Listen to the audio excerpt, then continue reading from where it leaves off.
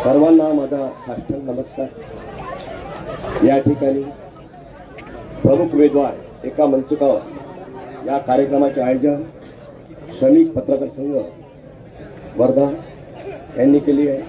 या ठिकाणी सर्व प्रिंट आणि इलेक्ट्रिक मीडियाचे संपूर्ण माझे ज्येष्ठ बंधू बांधव उपस्थित सर्व माझा सेलू आणि वर्धा विधानसभेचा मतदार राजा, तुम्ही राजे आहे, आम्ही फकीर आहोत।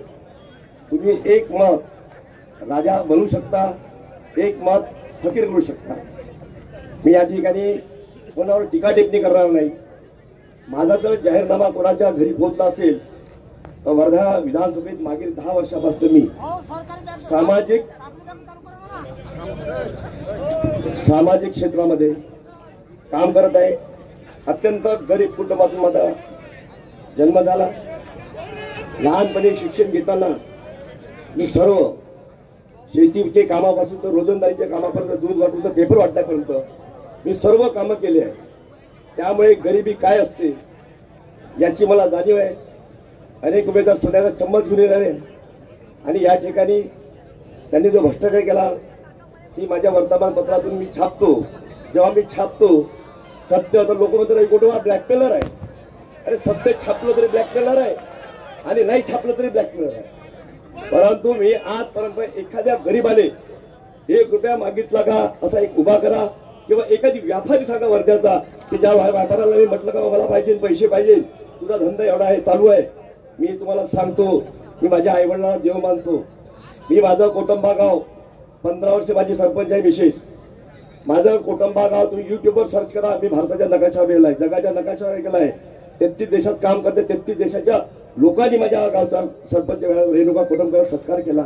काम करण्याची जिद्द असेल तर तुम्हाला अपक्ष उमेदवार सुद्धा चांगलं काम करून दाखवू शकते, हे तुम्हाला या ठिकाणी ठासून सांगतो। मी उमेदवार आहे काय, मी जेव्हा माझ्याकडे पैसे होते इलेक्शनला मी म्हटलं काही 5 तारखेला विड्रॉल करू, लोक म्हणे भाऊ मी मागच्या वेळी विड्रॉल करा, म्हणलं मला विड्रॉल नाही केला राजा, माझा फॉर्म जबरदस्ती कापला। मला रात्री 1 वाजता माझ्या आजही मी ते तिथे विड्रॉल करत अशी झाली होती, त्यांनी माझ्या व्हॉट्सअपवर मेसेज पडला तो जपून ठेवला। मी उमेदवारी याच्यासाठी दाखल केली, वर्धा विधानसभेमध्ये सगळ्यात जर मोठा प्रश्न असेल बेरोजगारी। आपल्या वर्धामध्ये एमआयडीसी आहे, किती उद्योग आहे एमआयडीसी म्हणजे सांगा। उद्योगपती एमआयडीसी टाकली, अनेकाने आपले बंगले बांधले, छान बंगल्यावर राहतात, त्याच्याबद्दल माझं म्हणणं नाही।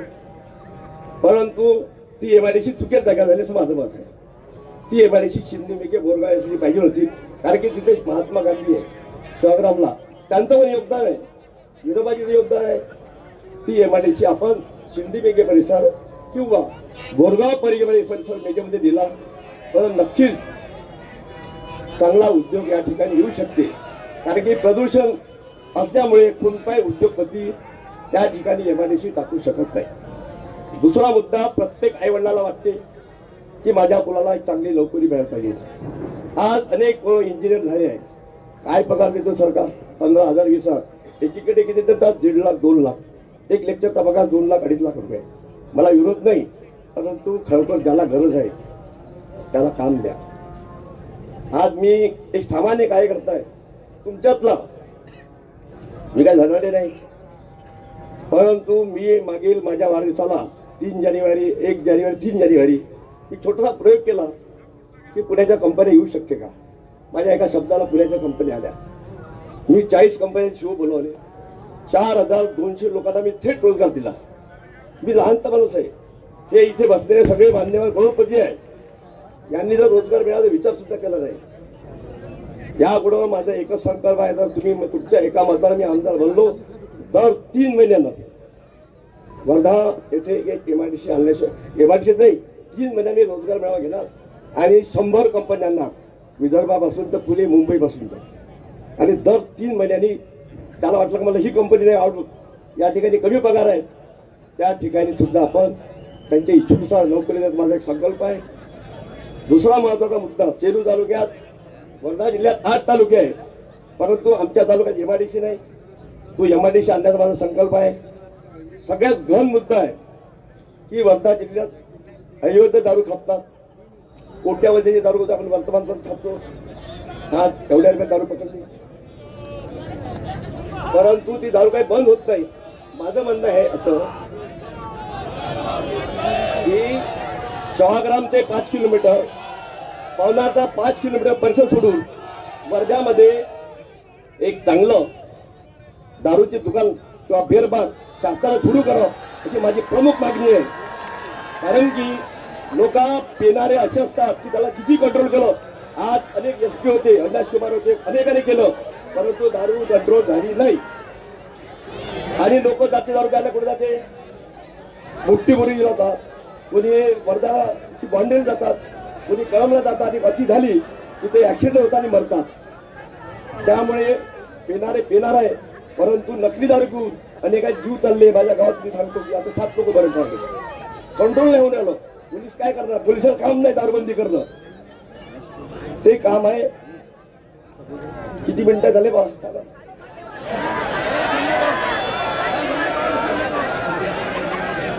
दुसरा महत्वाचा मुद्दा आहे की अनेक लोकांना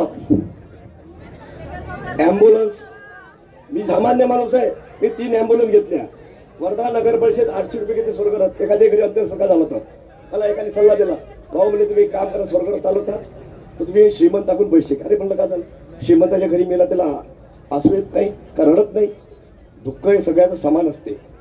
म्हणून मी स्वर्गरथ घेतला. आजपर्यंत एखाद्याने म्हणावं की रवी कुटुंबकरांना 800 रुपये तरी घेतले का? ना डिझेलचे घेतले ना ड्रायव्हरचे घेतले.